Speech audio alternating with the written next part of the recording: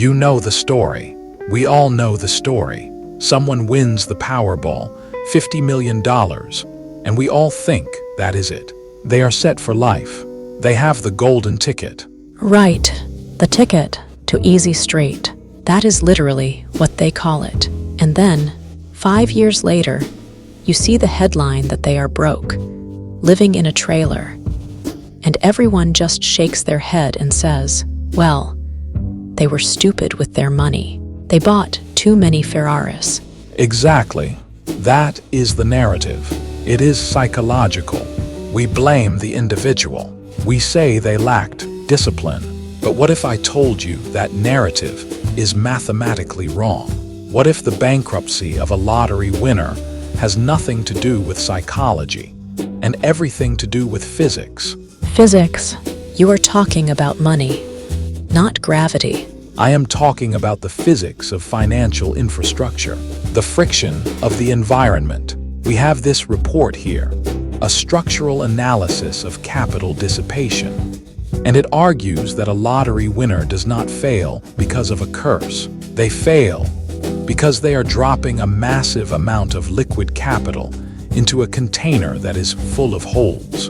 And those holes were drilled there on purpose. Okay, that is a big claim. You are saying the game is rigged. I am saying the board is tilted, and we have the data to prove it. All right, I am listening. Walk me through the evidence. Let's start with the immediate aftermath of the win. There is this assumption that cash solves insolvency. If you are in debt, and I give you $1 million, you are fixed. Well, yes, I pay off my debts, and I have plenty left over. That is the theory. But look at the data. Let's pull up the first visual. Please look at page 1. Okay, it is titled The Postponement Paradox. Right. This is based on a landmark study of Florida lottery winners. They looked at the winners who took home between $50,000 and $150,000. These are what we call large winners. That is a life-changing amount of money for most people. It is. And the data shows that these winners are 50% less likely to file for bankruptcy in the first 2 years after winning.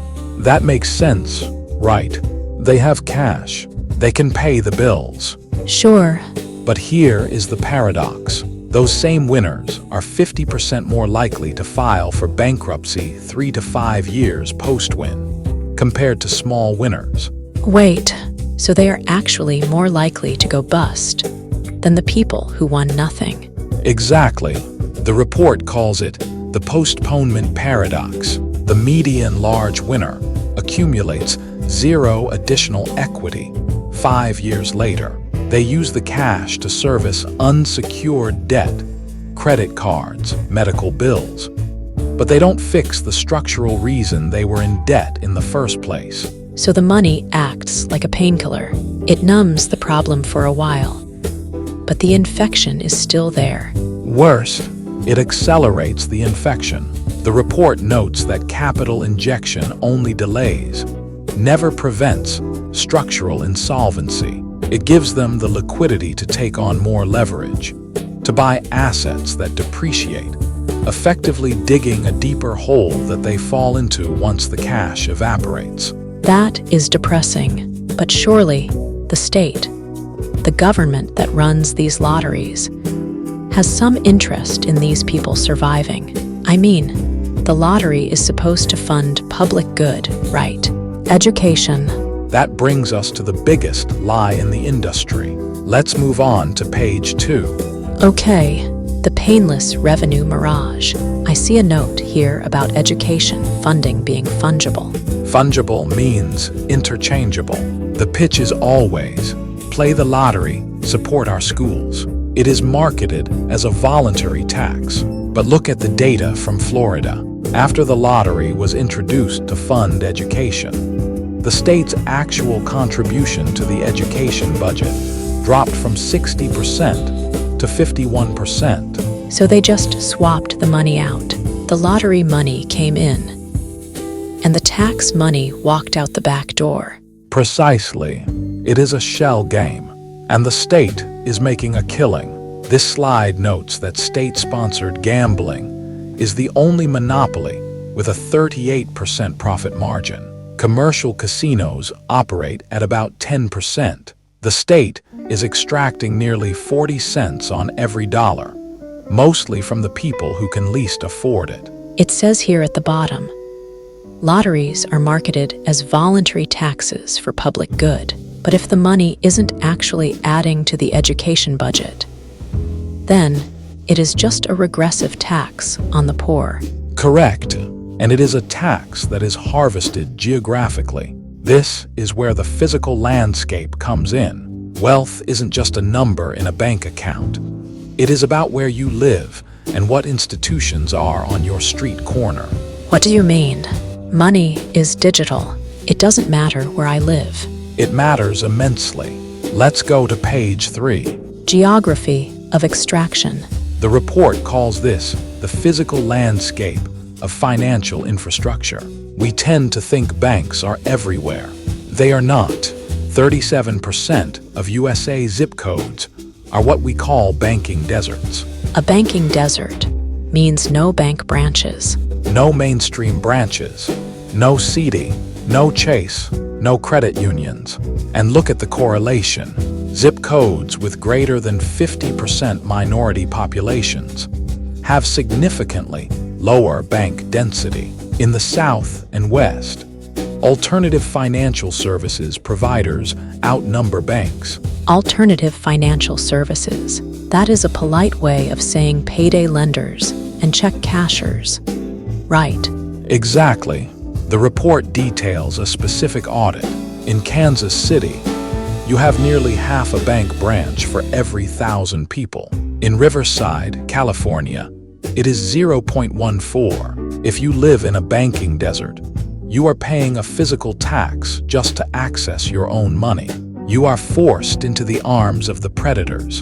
And those predators are expensive. Prohibitively so. That leads us directly to the mechanics of how the money disappears. It is not just about fees. It is about the velocity of spending. Please turn to page 4. The velocity of decay. I see a formula here. MPC. Marginal propensity to consume. This is the economic term for how much of every new dollar you get, you immediately spend. And I assume poor people spend more. Much more.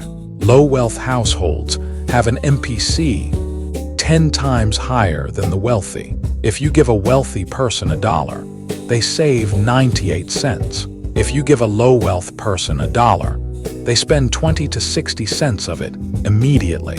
But isn't that just because they have needs? They have to buy food, pay rent. Yes, but it is also because they are surrounded by extraction points. The slide mentions that payday lenders extracted $2.4 billion in fees in a single year. When you live in a banking desert, your MPC is weaponized against you. You have a high propensity to spend, and the only places to spend or manage your money are designed to eat it. So the lottery winner gets this massive windfall. But they are still living in the same neighborhood, with the same habits, surrounded by the same predators. Exactly. They have billionaire liquidity, but poverty-level infrastructure. And while the poor are being extracted, the rich have spent the last century building a legal fortress to keep their money safe. This is the part that really shocks people. The fortress. Let's flip to page 5. The source code of privilege. I see a timeline here. 1895, the prohibition, and 1997, the invention. This highlights the two different legal tracks in America. In 1895, Congress banned lotteries to stop interstate predation. They recognized it was corrupt, but look at what happened in the late 20th century. While states were reintroducing lotteries to tax the poor, the legal system was inventing new ways for the rich to hide assets. It says 1997. Alaska passes the first domestic asset protection trust law. This is crucial.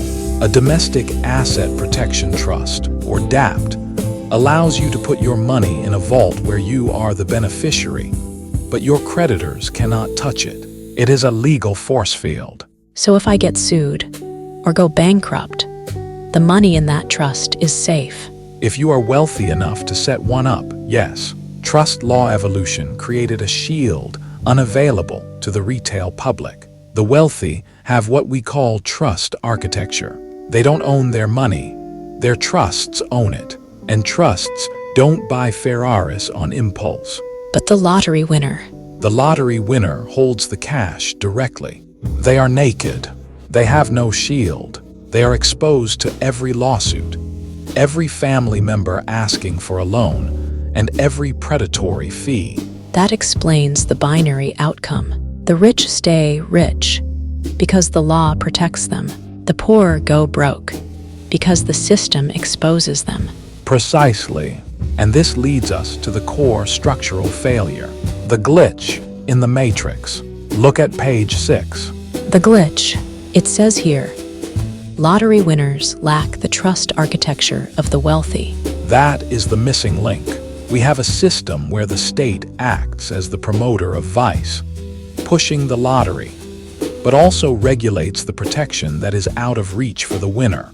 And it mentions fee governance and SFOs. What is an SFO? Single family office.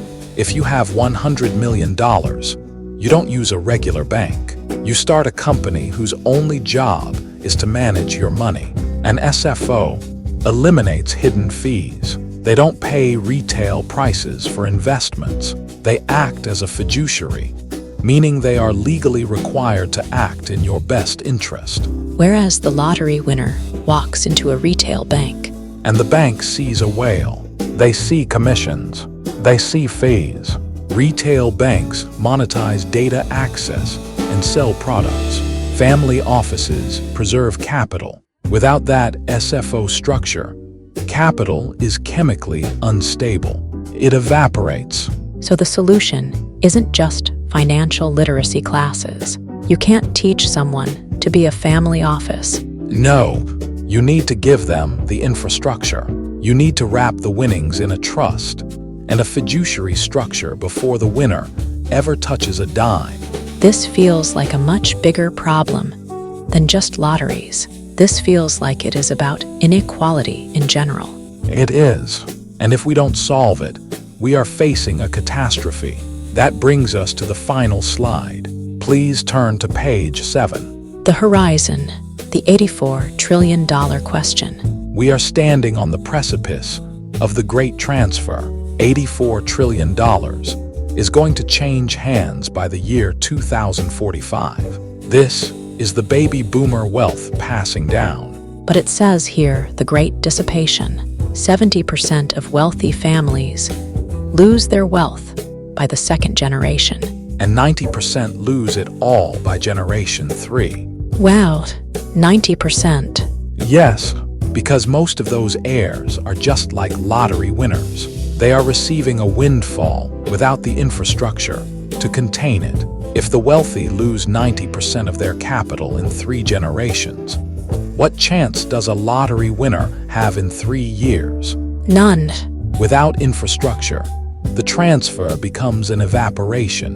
That is the conclusion. We are building a society where we hand people huge sums of money, whether through lotteries, inheritance, or even legal settlements, and we send them into a financial war zone without armor. So, what is the fix?